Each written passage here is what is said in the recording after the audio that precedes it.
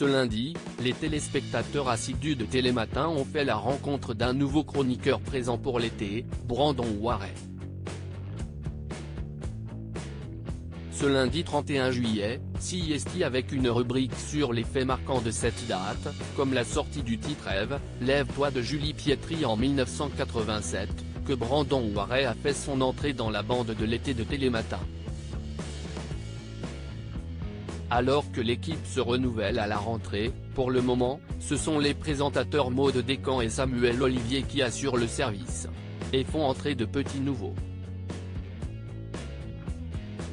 À l'image de ce chroniqueur que les téléspectateurs ont découvert hier et qui sera à l'antenne dans la matinale jusqu'au 13 août.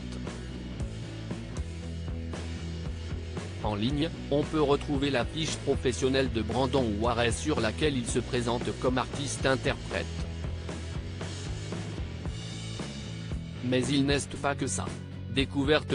Son parcours déjà riche à la télévision. Cette arrivée sur France 2 n'est en effet pas vraiment une entrée dans un monde nouveau pour le jeune homme puisque celui-ci, qui fêtera bientôt ses 29 ans, connaît bien le monde de la télévision.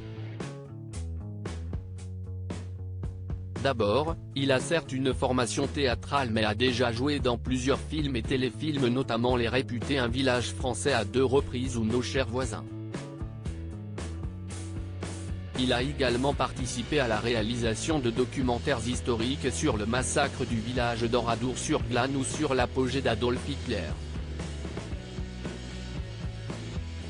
Il a également participé à plusieurs jeux télévisés comme Money Drop en 2015 où il avait gagné 90 000 € ou encore, plus récemment, À prendre ou à laisser où il avait dû attendre 124 participations pour finalement être sélectionné face à Christophe de Chavannes et remporter 2 500 €. Cette dernière année, il a parcouru les couloirs de France Info ou de LCP où il a proposé des pastilles. Et puis, tout jeune, il s'était fait remarquer en jouant dans des publicités pour diverses marques de grande consommation.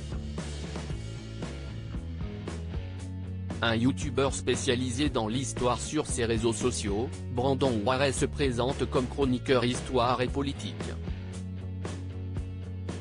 Et pour cause.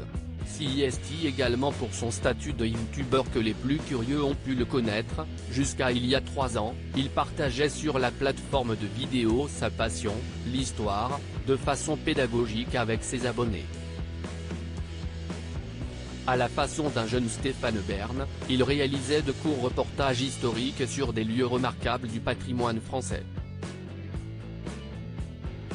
Un travail pour lequel il a obtenu un prix national lors du Salon du Livre d'Histoire de Versailles.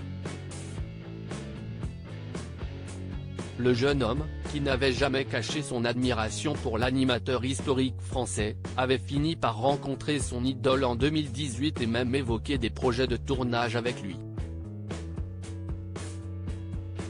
Bref, Brandon Waray est un touche-à-tout qui gagne à être connu.